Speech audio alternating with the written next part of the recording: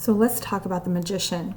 So the fool has already taken his leap of faith. He has trusted that the universe is going to catch him and guide him.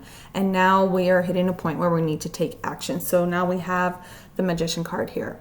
And the number one thing to point out here is how we have one hand to the sky and the other hand pointing at the ground. This is an indication of the whole as above and so below adage, right? So this is all about making the spiritual, the dreams, the things that we really want to create into our physical reality, into action.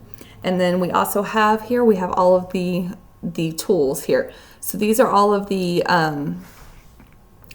suits of the minor arcana. We have the wands, which is going to be your energy. It's going to be your drive, your passion. We have the pentacles. This is your physical reality. It's the physical things that you have that you need. We have our cups here. This is our emotions and our intuition. And the swords. This is our thought processes and the way that we communicate. So what this is telling us is that we have all of the tools that we need to create the reality that we are trying to manifest. And the magician card is all about manifesting and alchemizing whatever it is that has happened previously into what it is that we're trying to create. So when it comes to like the sword, we're talking about having the ideas that we need to be able to move forward, making sure that you're clear on what it is that you are wanting to create in your life.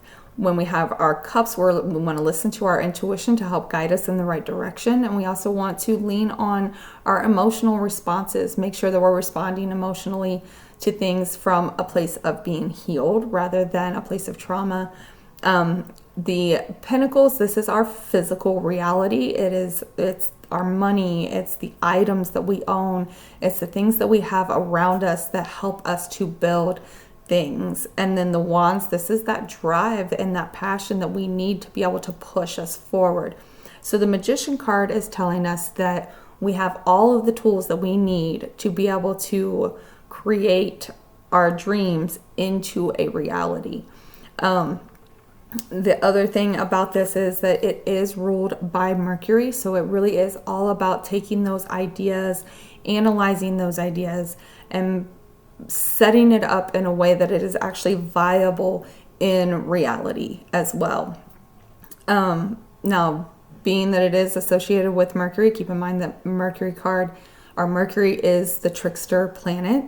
So the magician can, especially if it shows up upside down or depending on the cards that it shows up with in a tarot spread, can also be an indication of sleight of hand, like an actual magician, and things not being on the up and up. So always keep that in mind when you are doing a tarot spread. What cards are coming up with it? Is it showing an indication of somebody not being honest and upfront about everything?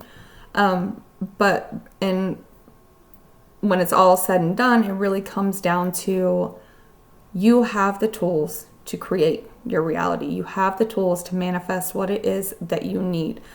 Being a major arcana card, it is an indication of a major turning point in life where something is being created that is going to propel you forward through life.